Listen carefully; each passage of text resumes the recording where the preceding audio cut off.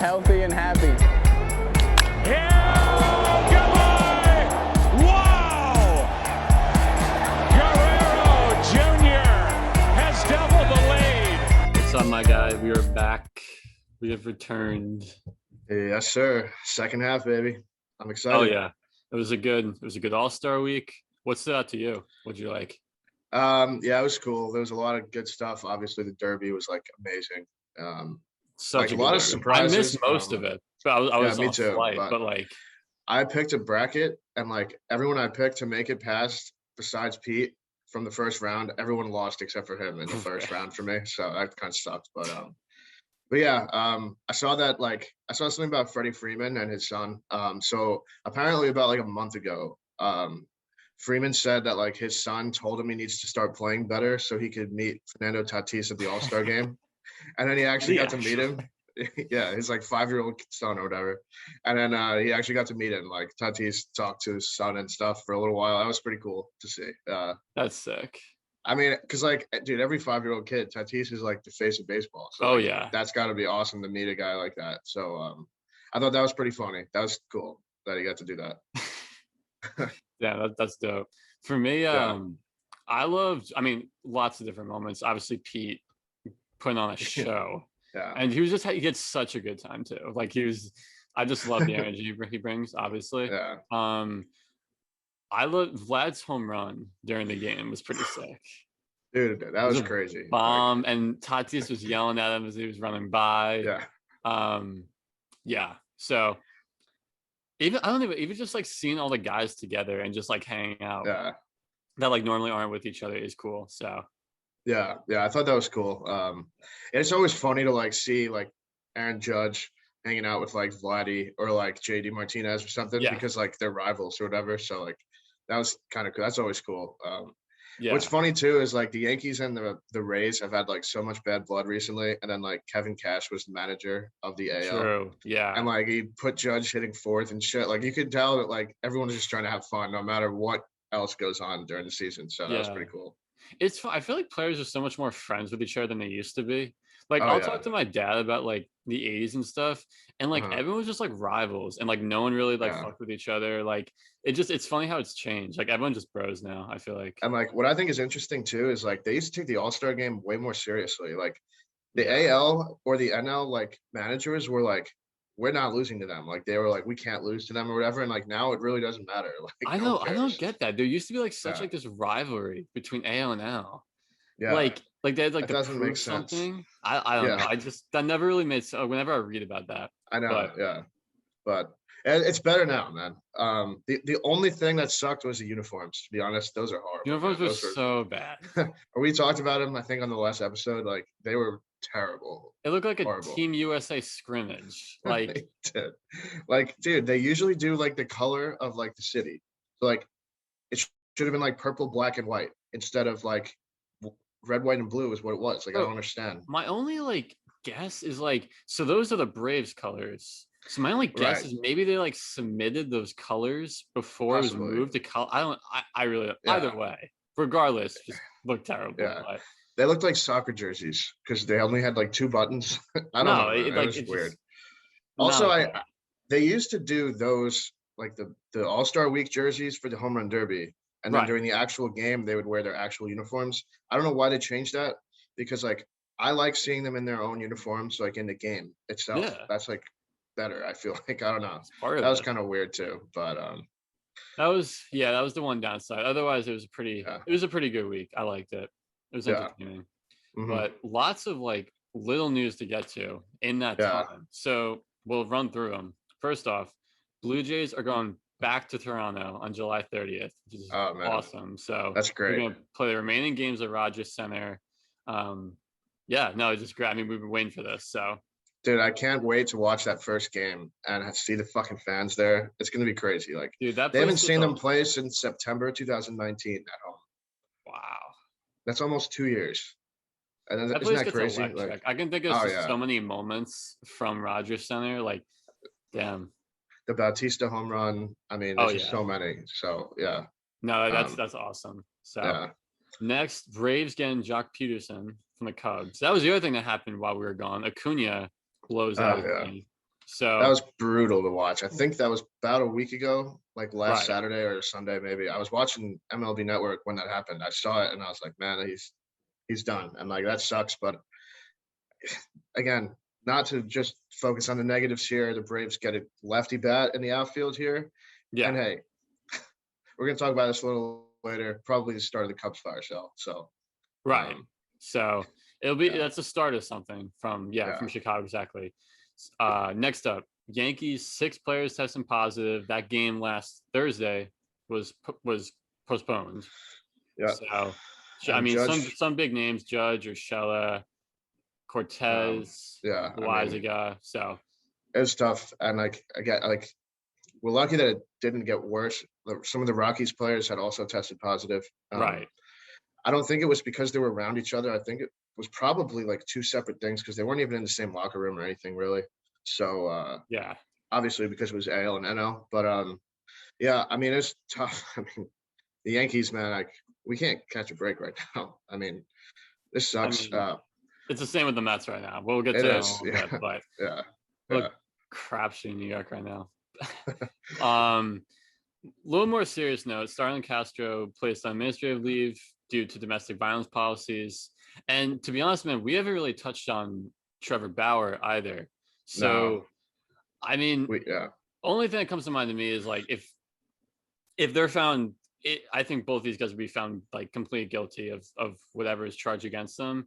And I don't want to see them like on the field for a very long time now. I mean, like I just, obviously like the investigations aren't done for either of them, but like if it does so happen to be the case that they did this, it's horrible. And like, I really hope that we don't see them around for a while.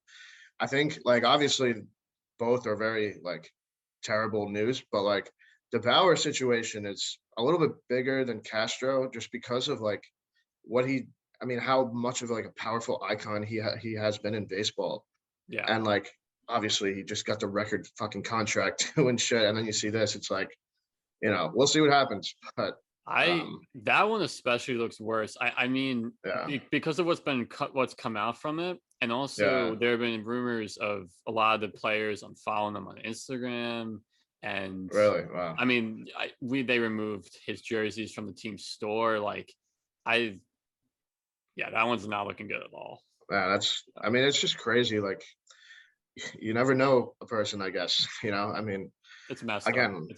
It's fucked up, and like hopefully, whatever the case may be, hopefully everyone involved is okay now. On like the other end, and just hopefully justice happens the right way, and we'll see what happens. Yeah. So we'll keep following up on that. Yeah. Regarding some lighter news, the black jerseys are back for the New York Mets. Friday home game starting July 30th. Actually going to that game, ironically. Oh man, that's awesome. So yeah, I feel like it was probably more of a thing among the younger fans, but like they were all pushing for it, and he was pushing for it, and Stroman. So I'm a fan. I was happy. I've always loved the black jerseys. We've talked about this a little bit before. It's awesome. I mean, it's just going to be great. Friday home games at Citi Field are about to be electric. I was hoping that was how they would do it, because that's how the Orioles do it. They wear their black on Fridays too. So. Oh yeah. Okay.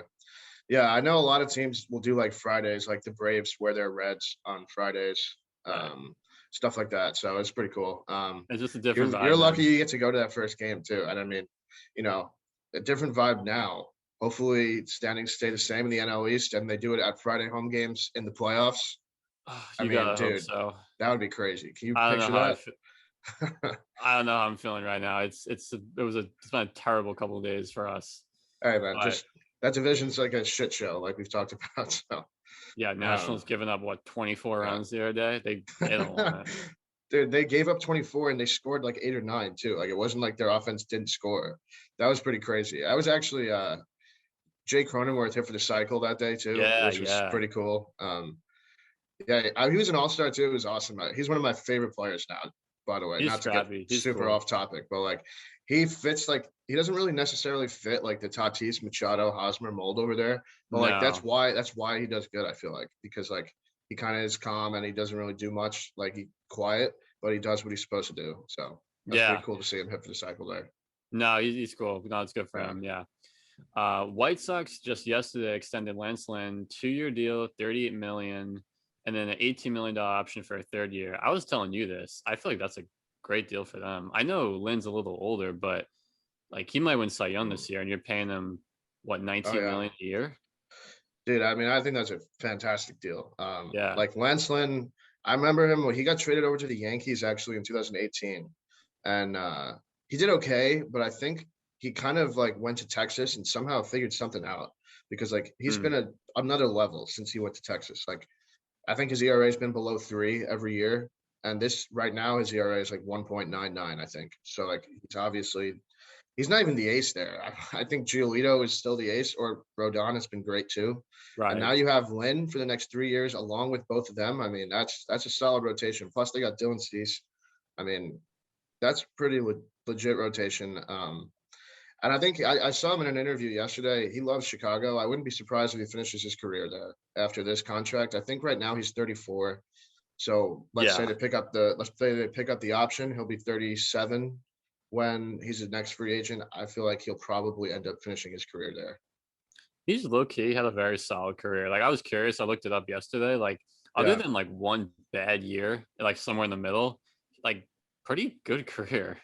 Yeah, I mean he won the World Series his rookie season with St. Louis. And like another thing, that's back when La Russa was managing St. Louis. Now La Russa is managing Chicago.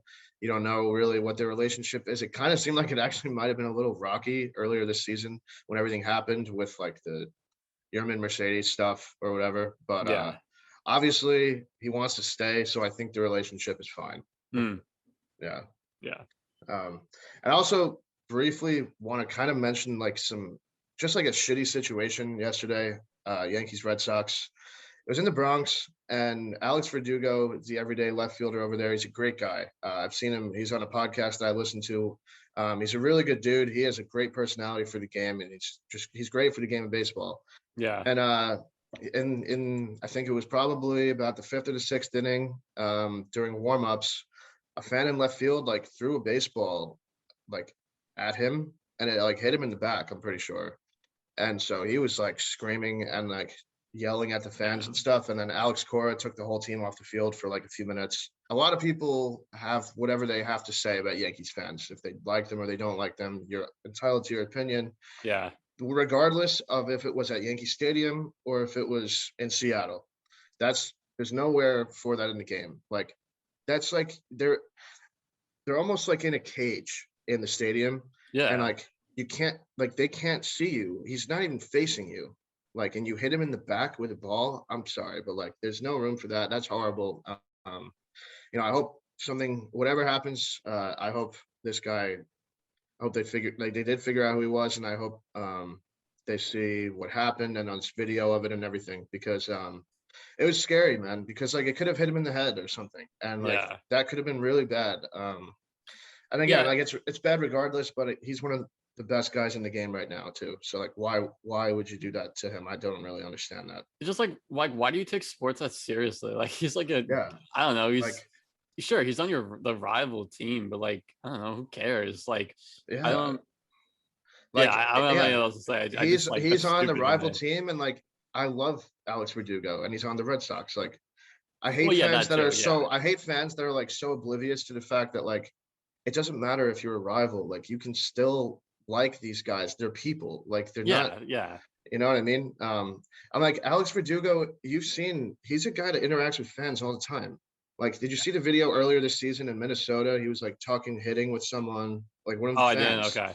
He was hitting with someone at Yankee Stadium. Actually, the last time the Red Sox were there, some guy was just like jawing at him, like funny, not like throwing a baseball at him, like serious like that. And like Verdugo kind of got a relationship with the guy, and he signed stuff for the guy who was a Yankees fan. And like, because he's a great guy, dude. He talks to the fans, he interacts, and like, that's just a horrible thing. And I hope we don't really see that anymore, because that was really not a good situation there. No, that sucks. Yeah. So first half is wrapped up, a little over 82 games now. So I want to do a quick recap of awards so far. So you can get American League, I'll cover National League. So For let's go Cy Young first. Who you got in the American League? Okay, so Cy Young, this is going to sound a little biased, but I have numbers to back it up here. We just talked about Lance Lynn, but I have Garrett Cole as a Cy Young in the American League. That's a little bit of a hot take. Okay. Listen, I know he's had a few shitty starts, but here are his stats still. Okay, 9-4 record, 2.68 ERA, 0.93 WHIP, and 147 total strikeouts, which leads the entire league. So as good as Lynn and Rodon have been, Cole has 25 more innings pitched than both of them. So I kind of look at like the workload part of it too. And I know by the end of the year, they could be about the same depending on what happens. But like halfway through, this is who I got right now. And again, Cole went through the tough stretch trying to figure out how to pitch without sticky stuff, as a lot of pitchers did. Yeah. But he's obviously figured it out now because his past 2 starts have been fantastic. In Houston, he pitched that complete game for the All-Star break. 129 pitches. He like forced Boone to let him stay in the game. Yeah, Boone, he's like, I'm not coming out of this game. No way. And you know how I know he figured something out without the sticky stuff is because of the game last night. Against the Red Sox, it was downpouring the whole game, and he had a great game. He only let up 1 run. So, yeah, I mean, Lynn and Rodon have both been great. I think they're the top 3 in my opinion, but I got Cole right now. That's a fair pick.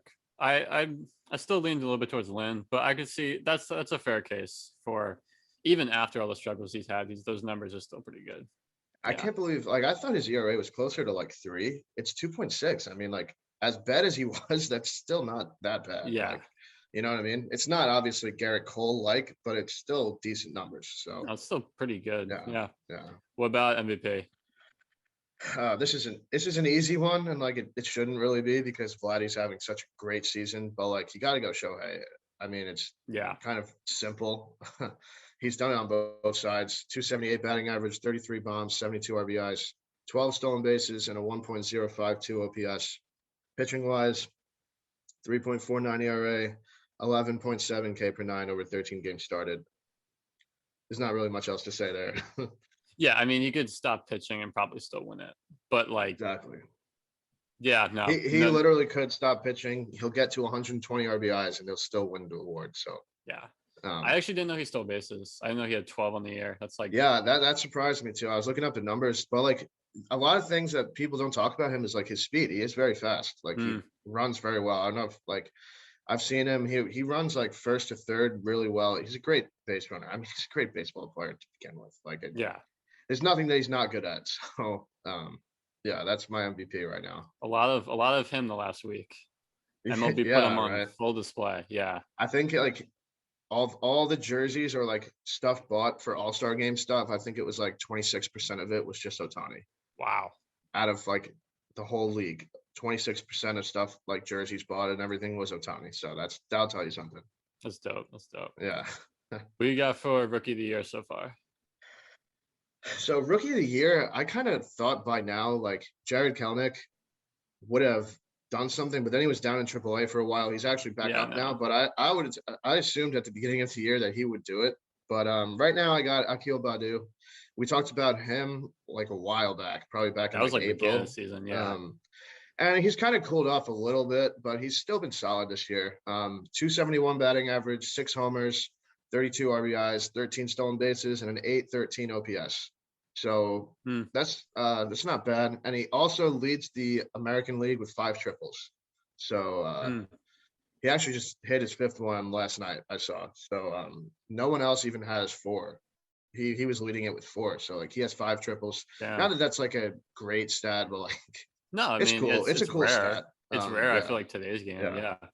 And he's also been pretty solid in the field. He's got a 993 fielding percentage. Not the best, but you know, he's up. It's a rookie season. So it's pretty compared to some other center fielders, like obviously Mike Trout and Starling Marte, guys like that are going to pretty much have like 1,000 fielding percentage. But yeah, he's been good. Obviously, there's not many good things to talk about with the Tigers either. Yeah. So I think he's got it in the bag right now, unless Kelenic has like a sick second half, which is possible. But there aren't really many American League like rookies doing great this year, honestly, that I've seen. It's the same with the National League. I was looking to. It's like kind of a light year for that, but yeah. No, I feel you. And then lastly is manager of the year. Yeah, as much as it pains me to say it, Alex Cora is my pick. Listen, I mean, I have my own personal opinion of him. You know what that is because you don't like him either. Yeah. Obviously, he went through the whole cheating thing in Houston. But listen, there's one thing that you can't argue with him, and it's that he gets along great with the players in Boston. They were great in 2019. Obviously, he won the World Series with them in 18. Then last year, he got suspended, so he couldn't manage. They sucked last year. This year, he's back, and they're in first place. I think that'll tell you something about a manager. They've obviously overperformed this year based off of what happened last year. JD Martinez and Rafael Devers both had down seasons last year when he wasn't there. This year, they're both back to normal. They've both praised Cora as a reason why they're back to being themselves this year. I mean, again, to give a Boston manager of the year is tough for me to do, but I think it's the obvious choice right now because if it wasn't for the Giants, the Red Sox would be like the most talked about team in baseball regarding like overperforming. So I think Alex Cora has obviously been the best manager so far this year. Okay. In the American League, at least. I would throw Kevin Cash in there because of all the injuries they've had, and they're still on pace for 95 wins or so. So I think so. Yeah. But yeah, I mean, both coming from that division. Yeah. I think Cash is in the convo every year because that's true. Honestly, with the team they put out every year, the fact they do so well, So plus Tyler Glasnow is hurt right now, so the fact that they're doing what they're doing right now is absolutely insane. Yeah. So yeah, I think I think they're the top two. Maybe Bob Melvin because he's always in the talk too. I also was looking Scott Service has done a pretty decent job in Seattle. They're in third place, but I think they're 5 games above 500. They're over. They're hanging in there. Yeah. They have a better record than the Yankees too. So that tells you something there. But yeah, that'll be an interesting conversation because let's say Seattle goes on some run and they maybe get close to a wild card. It's possible for sure. Yeah. So that'd be interesting. Now crazier things have happened. Yeah. So now we'll throw it over to National League. Who do you got Cy Young wise in the NL? So, I mean, I gotta go Jake. I gotta go DeGrom. We've run through the numbers before, so I won't. I won't again. I will say I think health is going to become an issue though, because we're going to talk about later. He just thrown the 10-day IL. He's already missed 3 starts now, before this. So yeah, he's also been pulled from a few early. Right. So it's becoming plausible that Gossman might win this, which sucks. So I think at the moment it's still Jake's race to lose, just because of how far ahead he's above everyone. But I gotta go with him, and then Gossman's shortly behind him. Yeah, Gossman, obviously we've talked about him a lot. He's been awesome. I think Woodruff and Burns are obviously both in the conversation too. Freddie Peralta. I mean, again, the whole Milwaukee rotation is in the conversation.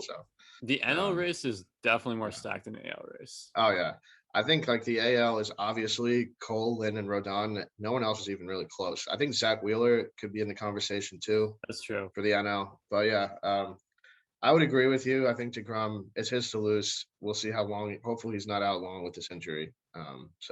Right. Yeah. What about MVP?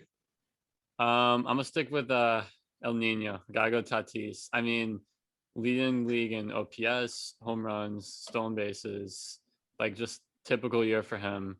One thing I didn't mention earlier, the suit he wore to the game was really nice. Fire, dude. Really clean suit. So, but yeah, I mean, playing awesome and just an awesome face for the game too. So yeah, that's a fairly easy pick. I guess you could argue Castellanos potentially, but maybe. I mean, you could honestly I don't like pitchers in the MVP, but you could even argue DeGrom. Yeah, too. I know maybe not now, but I think again, health is just the kind of question at this point. But exactly. I think especially the way Jake's hitting, or he started off hitting great. So. Yeah. All right. Who do you got rookie of the year wise in the NL? So yeah, like I was saying, not a super exciting race. I'm gonna go Tyler Stevenson from the Reds. Right. 808 OPS, pretty good. Leading rookies for NL. 381 on base. Pretty solid. Okay. And I mean, the fact he's doing it as a catcher too is pretty impressive. Yeah, right. Yeah, is he like the main guy there now because he's been playing so good? I know I they have believe Tucker so. Barnhart too, but I think Barnhart has kind of transitioned more into like a not playing every day. Maybe he plays Okay. first sometimes when Votto gets off too. Yeah. But yeah, I think like I've seen a few Stevenson homers this year too. Like he's hit some bombs this year. Yeah.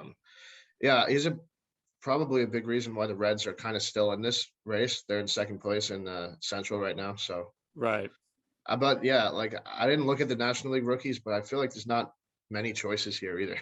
I mean, another guy on the Reds is Jonathan India, or I Oh yeah, believe right. that might be his last name. I might have to check that. Yeah, no, it But is. Yeah. right, yeah, no, he's been probably right behind Stevenson. So Okay.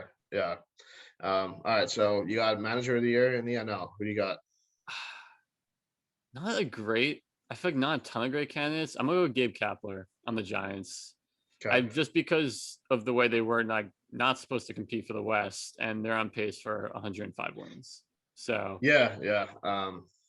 I think like it's weird. Like you picked the Giants and I picked the Red Sox managers. Like, yeah, but I feel like they're the obvious choices because their teams were not supposed to be good this year, and they right. are. So like I feel like that's a pretty easy choice for both of us there. And obviously like Kapler managed in Philly for a while. I just don't think that was a good fit for him. No, did not seem He views like to me he's like a more laid back kind of guy, and I think that like San Francisco is like the perfect spot for that. Philly yeah. is like they're on you, like it's like New York. So Oh yeah, yeah, that's yeah, a definitely Gabe different. Kapler. I think he like learned a lot managing in Philly too. So Mm-hmm. then when he went to San Francisco, like I think now he's like there. You know what I mean? Like he had to go through a little bit of a transition period in Yeah, Philly. he was still So pretty young too. Like yeah, he exactly. he Yeah. started like young for the Phillies. I think he was like player age. He was probably like 38 or 39 Right. when he started. So yeah. I feel like that's Giants and Red Sox. We'll see at the end of the season. If they're still in it, I feel like both of these guys are gonna get manager of the year. So Yeah. No, agreed. So a couple questions for the second half of the year. We'll run through them quick. Who do you think wins NL West? uh, Probably the best like top loaded division in the league. and like I so want to say Giants, but I think the Dodgers are just like been there, done that mentality, man. That's tough, but I'm gonna say Dodgers, but I think the Giants are gonna be like right there. I think the two wild cards in the National League are gonna be Giants Padres. So Okay. um because I like the Padres right now are 5 games out. So I don't know. They could obviously do it, but I think they're kind of far out. So yeah, I'm gonna go again, yeah, I feel like it's not exciting answer to say the Dodgers, but I feel like I gotta go them because they're 1 game out and they've been banged up and they've had players struggle for like typical stars not do as well. And then I feel like everything's broke right for the yeah, Giants.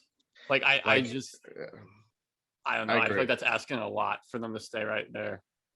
And one thing to like look out for, we've talked about, the Giants have a lot of impending free agents after the season. Let's Yeah. say they have like a shitty 10-day span from now until the trade deadline, and they're in third somehow. If the Padres and Dodgers jump them, I think they look at themselves completely different and everyone gets shipped out. So it's possible. That's I don't see it happening really because they've been so good, but it is possible. I don't think it'll get to that. It's a I possibility. Yeah. But like the Cubs had the same thing happen about 3 or 4 weeks ago. They lost like 11 in a Yeah. row, and that fucked their whole season. And now they're trading everybody. So right now, today, the day we're recording is July 18th. The trade deadline is July 30th. That's about 12 days from now. Right. So, I That'd, don't know, man. they would really have to suck in the next 12 days though. Like they'd I have to go like 2-10 or something, or worse. And I don't see that happening really because of their pitching. But it's yeah. it's interesting. Yeah. Other quick note, I'm looking right now. The Dodgers have a greater run differential. So they're plus 155, Giants are 119. So for what it's worth, Okay. I mean, so it Yeah. means they probably should be in first if you buy that. Yeah. But just another note on how to feel like Dodgers are kind of underachieved. But so that's the NL West. Regarding American League, do you think the A's and the Rays hold on to the wild cards, and make for like the most like Moneyball wild card game you've ever seen, or does someone drop out? Someone fall out is a better word. Dude, this is like so tough for me because like I am still holding out hope that the Yankees are going to do something. And like there's a lot of teams that are kind of on the brink that probably won't make big moves. And I think like Cashman, I think he's going to do something. I really do. But I don't think that means the Rays are going to fall out. I think the Yankees are just going to overtake the A's somehow. And then the wild card game is going to be Rays, Yankees in Tropicana. That's what I think right now. Damn. Which would suck because we play horrible there, but at least we can make it. Not some great memories there, but no. But I mean, like, not that the A's are bad either, but I just, as of right now, I have to hold out hope that like the Yanks are gonna turn something around. Obviously, there's been talks about Joey Gallo. There's been talks about Ketel Marte that we talked about that a while ago, but I don't know, man. I don't think so. I just don't think it's gonna be A's Rays. I'm gonna say, I'm looking at it right now. I think Toronto overtakes the A's. Do you? All right. Better run differential. I don't know. They're going back home. Catching some energy. So they're 4 out right now. Seattle is 3.5 out. Toronto's 4, and then you go Cleveland, Yankees. Yeah. I don't know. I feel like it's stupid to sleep on the A's. I feel like that happens every year. I know. And they just pull like this random shit and do well. But I think I'm gonna go. Yeah, I'll say Blue Jays at Rays for the game. Okay. Yeah, I mean, like again, the A's are probably going to prove us both wrong here and host it. So, we'll see. The A's, you can never bet on them to not do good because they're somehow going to do it. But but the Blue Jays, dude, like if I wasn't thinking that the Yankees are going to do something, I would have said the Blue Jays too, because I think the Blue Jays are going to get at least one pitcher, and they're going back home, man. That is going to change everything because like they've played good in Buffalo. Can you imagine how good they're going to play at Rogers Center? I mean, that's going to be crazy. And I also think been some talks about like Kyle Gibson going there. That would be a big move. Obviously, we talked about him. He's having a great year. Yeah.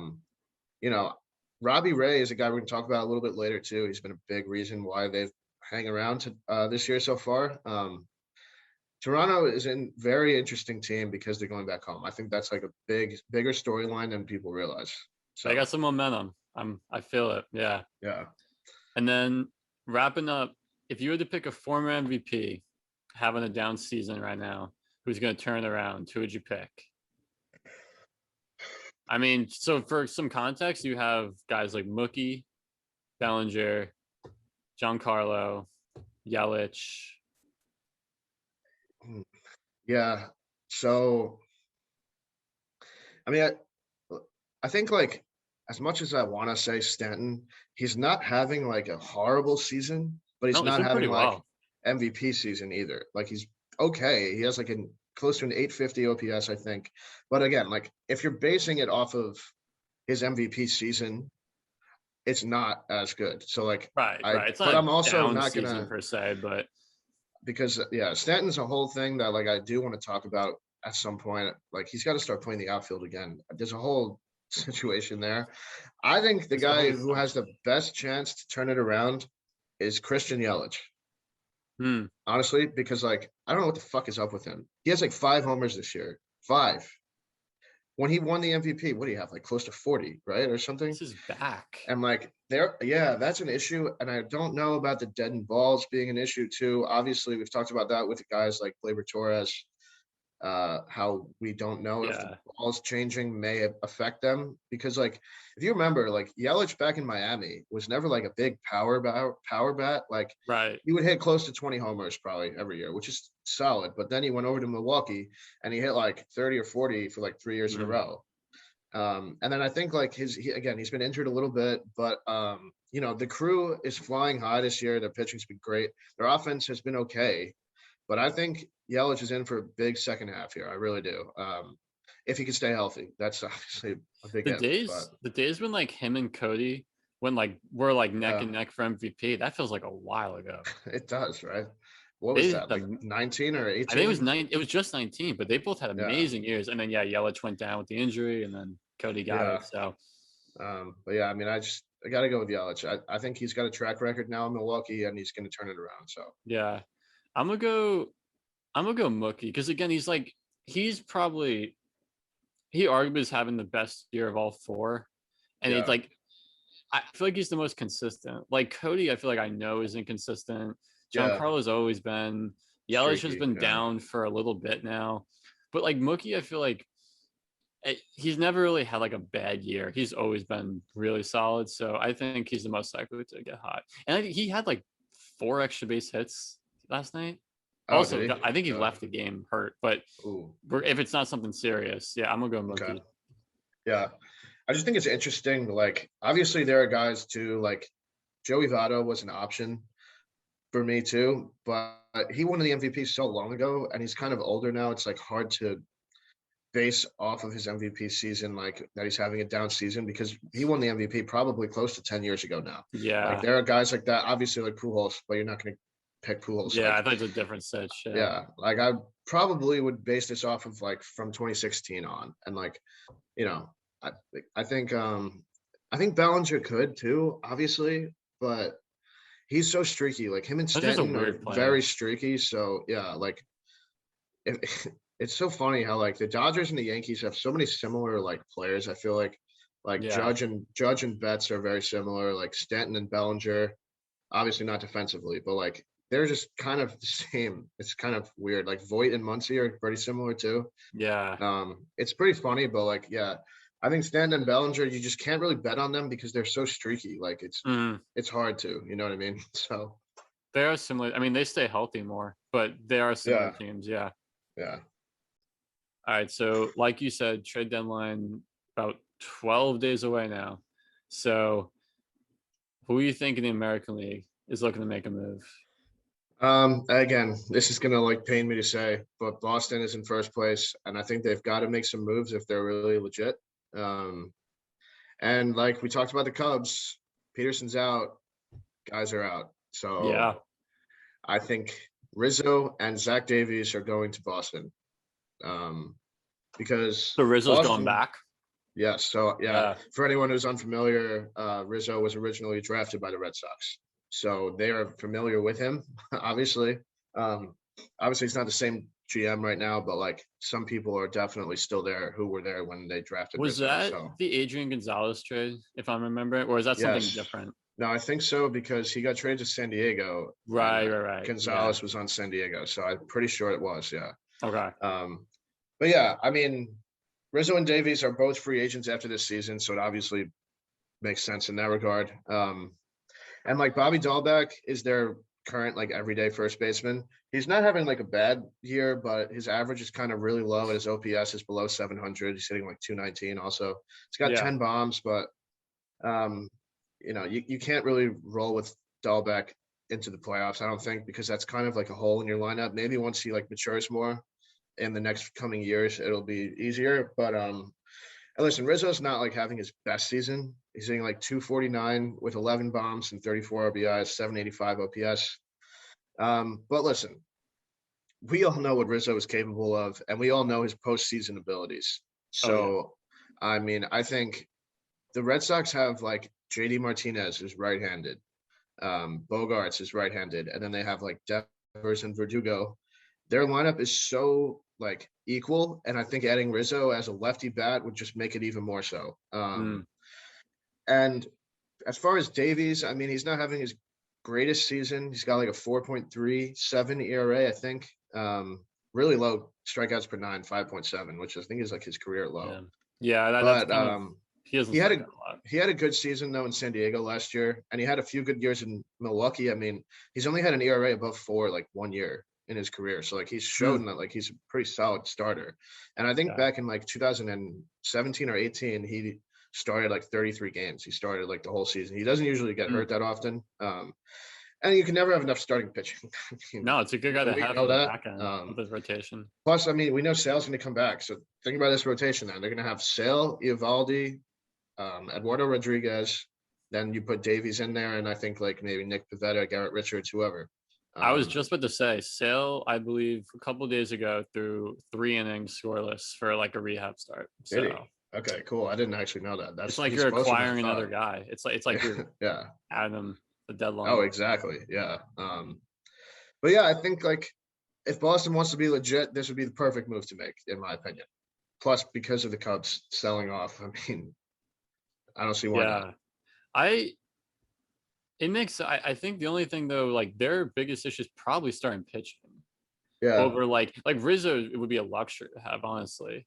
Right. With when you already have Bogarts, you have Devers, JD. So no, it's a move that could happen. I'd be curious if they're looking more for like a top starter, so maybe they get like a Kyle Gibson instead, like you were just saying. They could definitely go out for Gibson for sure. But yeah, I mean, Eovaldi has been great. He has been. Yeah. He was an all-star.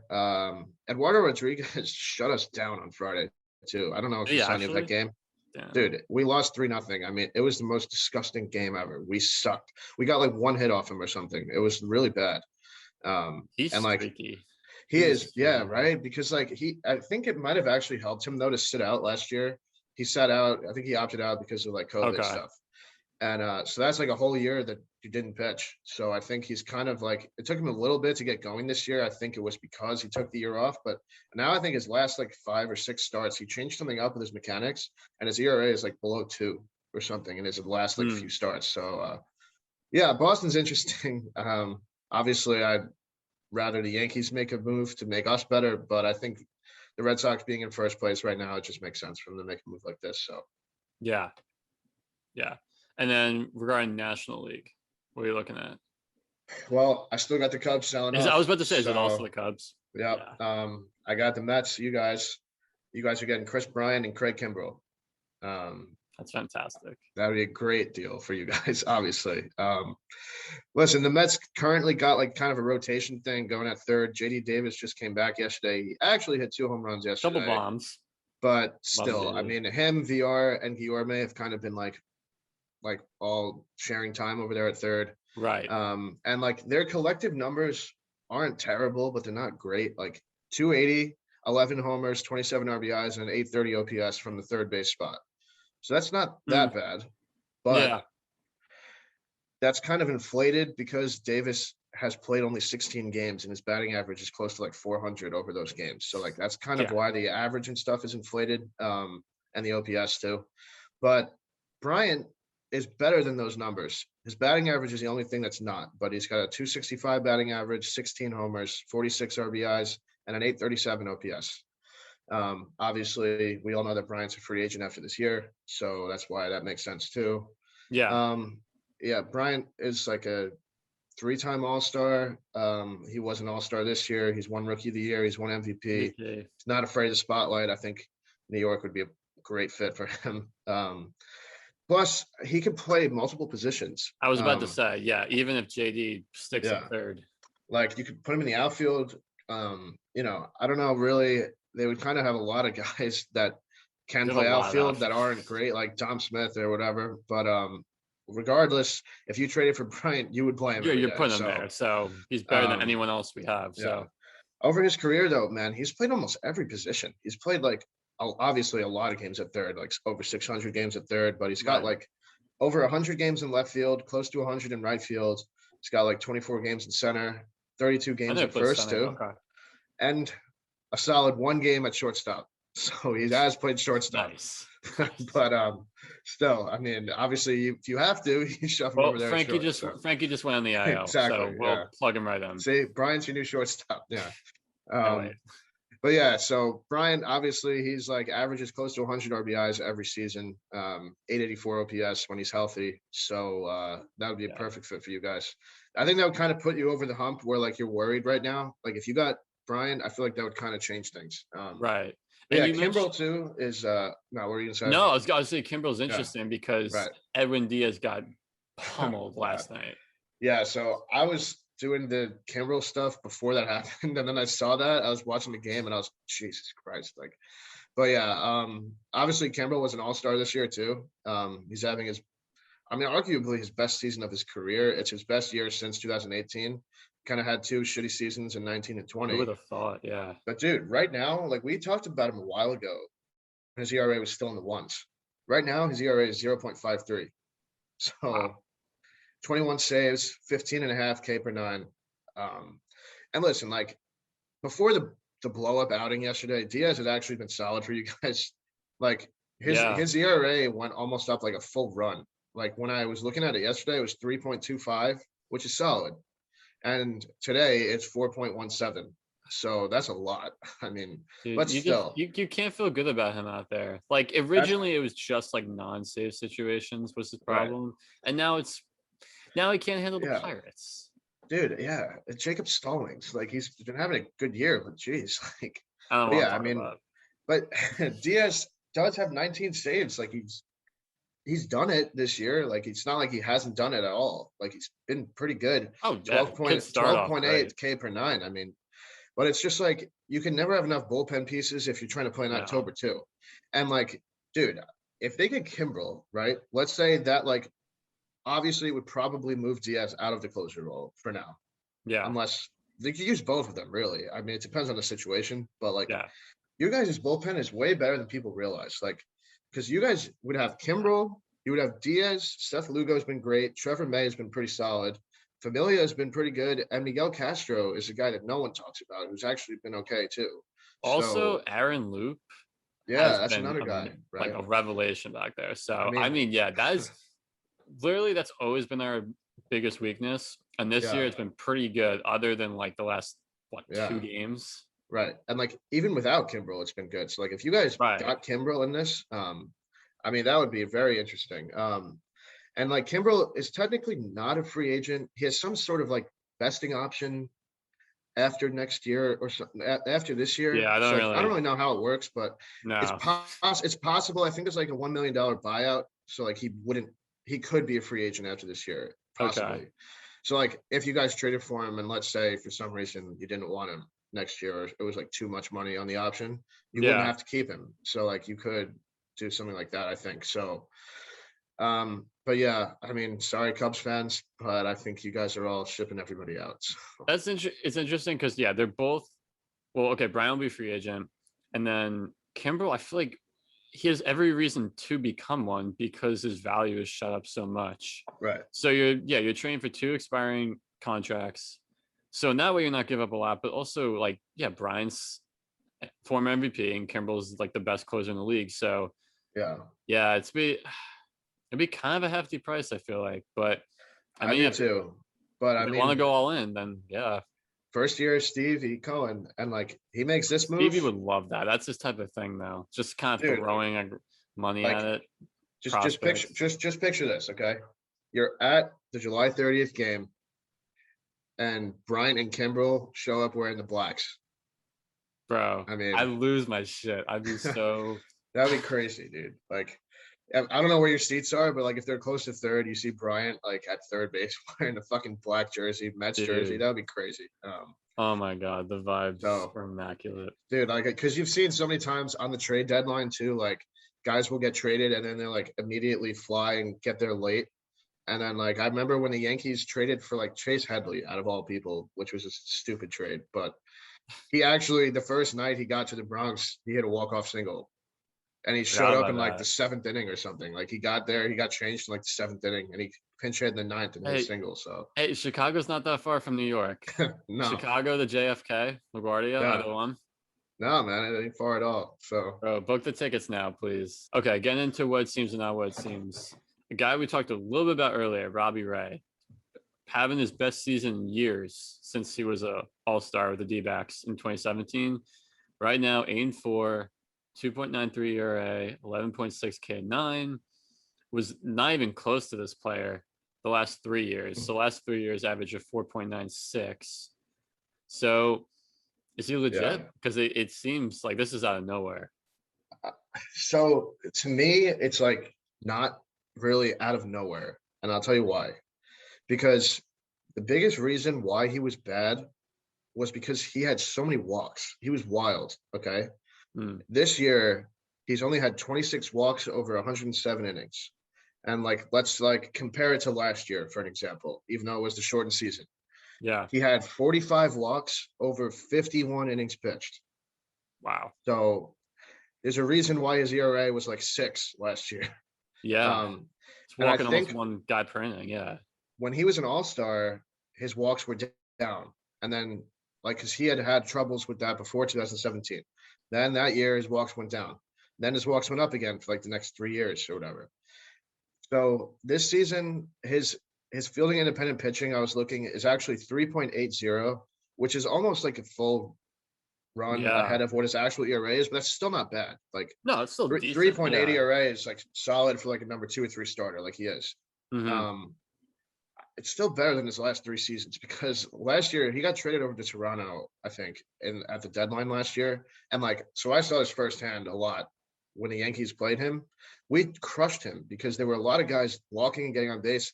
And like, obviously Voit was a home run leader. Last year we were kind of our normal selves. This year has been different, but like we were hitting a lot of home runs off of Robbie Ray last year. And then this year it's been totally different. Whenever we faced him, I think he's beat us every time. So it's kind of crazy. I think it's what it seems. I think he's figured it out, how to not walk people for whatever reason. I think the Toronto pitching coaches have helped him out, and I think that he is legit. So yeah, okay. I think he's definitely due for regression. I mean, just like you said, based on the FIP. Yeah. I mean, the one thing I'll say though is, like, you said how he's given up less home runs. The park in Buffalo he's playing at is, I feel like, is pretty shallow. Like, so that he's playing there. He's playing at Yankee Stadium. He's playing at Camden. So like, he's not give up a lot of bombs. Like, that's, so I guess that leads me to believe he's like, he has fixed something in his mechanics. But yeah, okay. I'll say, I think he drops off like a fair amount, but he's still decent. Definitely better than what he was last 3 years. Oh yeah. And I think, like, let's say Toronto makes a move for like a legit starter, like a number 1, let's say, or number 2 even. They would have Ryu, and then whoever they trade for. So Robbie Ray would pretty much be like the 3rd starter over there. Yeah. To have a 3rd starter with an ERA about 3.8 is not bad, man. So, and that's like, then you could trust him in October, I feel like, unless the walks get out of control for some reason in October. I feel like you'd be able to trust him now. So let's say they make it there. It would be pretty interesting to see what happens. So. Yeah. No, agreed. All right, next guy. Honestly, this is a pretty interesting one, I think. Blake Snell having like the worst season of his career.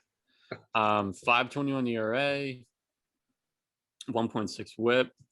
So for 2017 and 2020, that was 3.37 ERA, 1.1 WHIP. So what's up with him?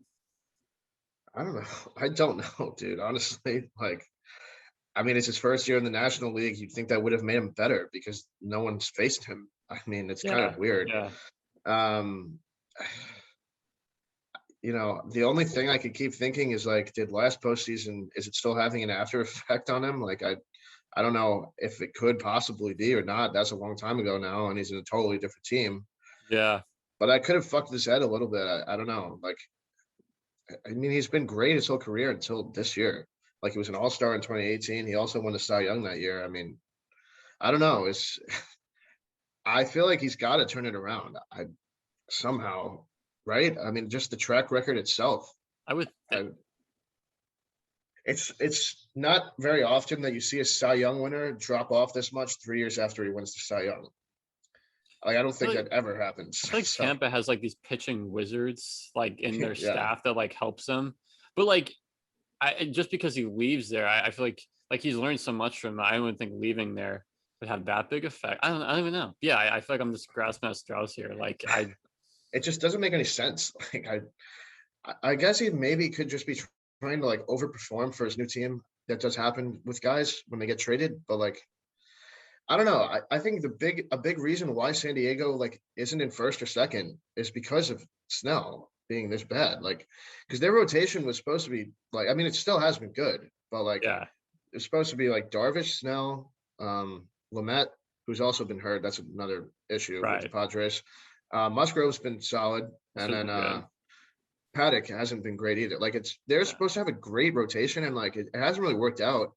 You got to think that Snell's can turn it around now, and especially I think if they make it to the postseason, he'll at least turn it up then, because he has pitched well in the postseason in his career. Obviously, the start last year is the one that sticks out, but he's also been good in other starts in the postseason. Yeah. Obviously, against us last year, he did good too. So I don't know. It's very interesting. I think he's going to figure it out. So I don't think this is what it seems. I think. Yeah. So yeah, quick thing to know when I was comparing the last 3 years to this year. So this year, he actually has a higher K per 9 than from 2017. Like it was 11.6, and then the last 3 years it was 10.8. So like he's not.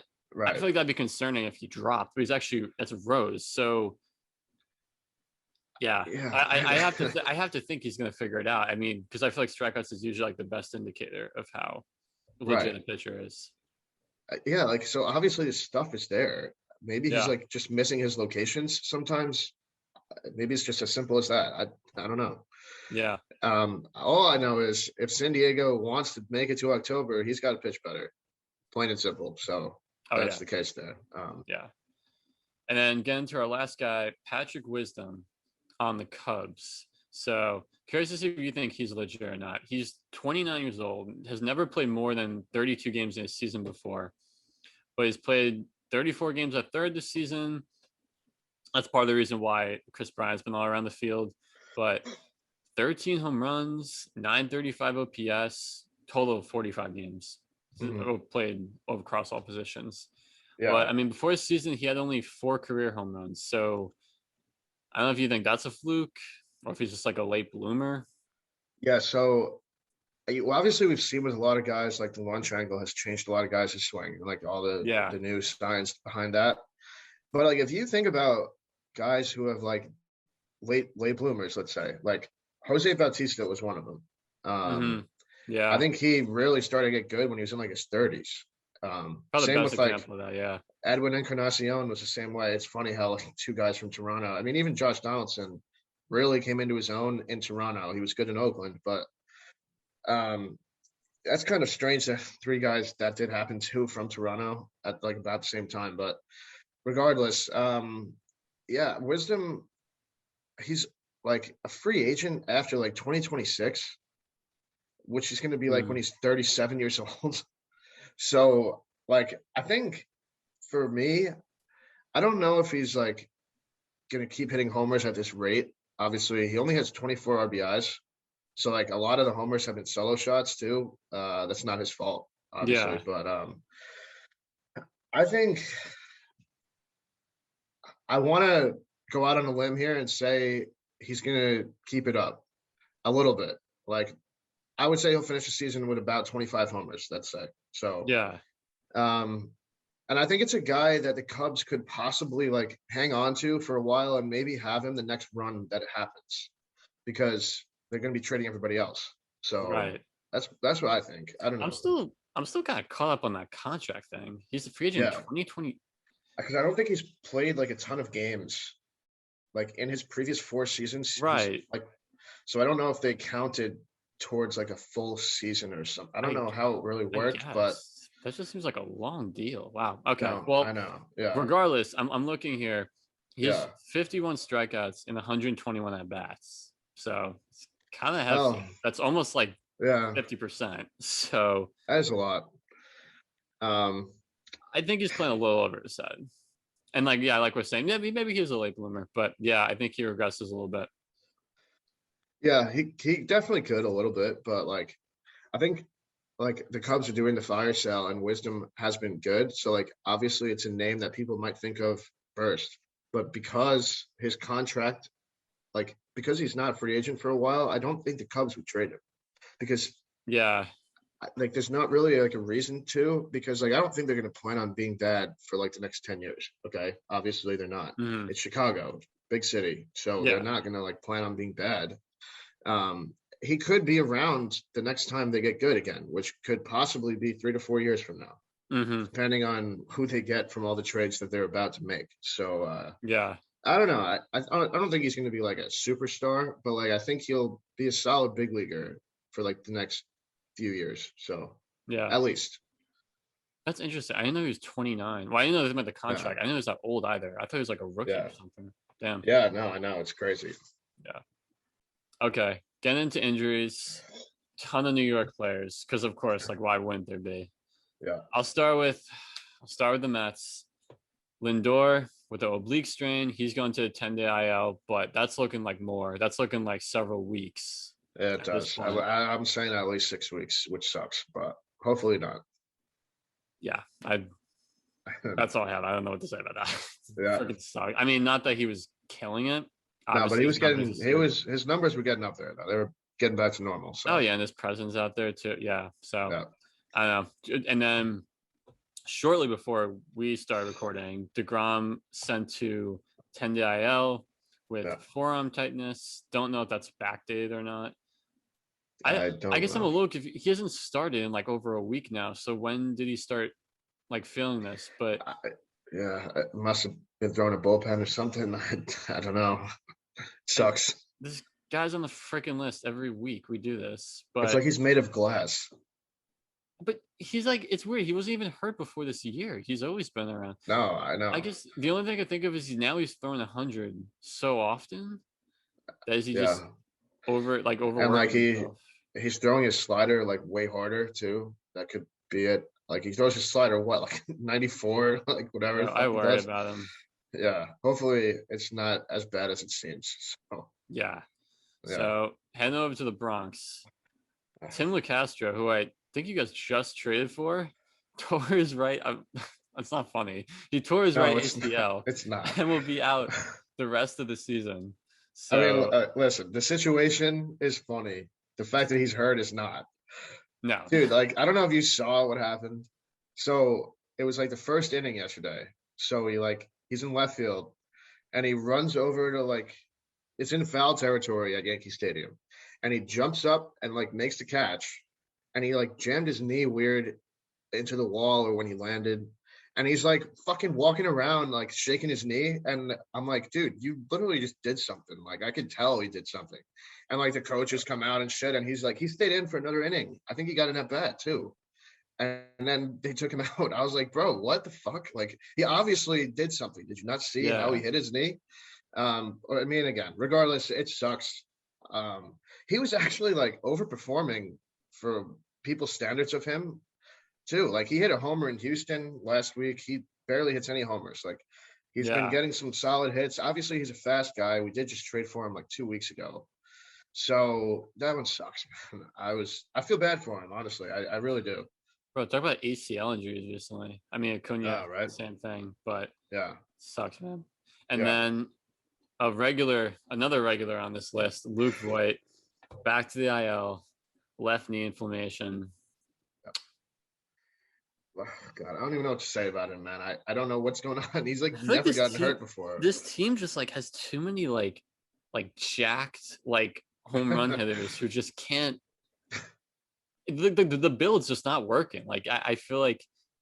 Yeah, I feel like the only people it's worked for, ironically, this year is Judge and Stanton because they've barely been hurt. And they started doing some yoga shit in the off season, and apparently it's helped out because Stanton's only been on the IL once. That's true. And I don't think Judge has at all. Obviously now he's on the COVID IL, which is a whole different situation. Oh yeah, no, God forbid something stay on the field. Obviously, our one lone position player on the All-Star team suddenly has COVID, so that's great. But I don't know, man. Voigt lost a lot of muscle he lost some muscle too. He's gotten more physique, and now he's been on the IL for 3 times this year. So I mean, I don't know, man. It's everything's gone wrong for us at once now.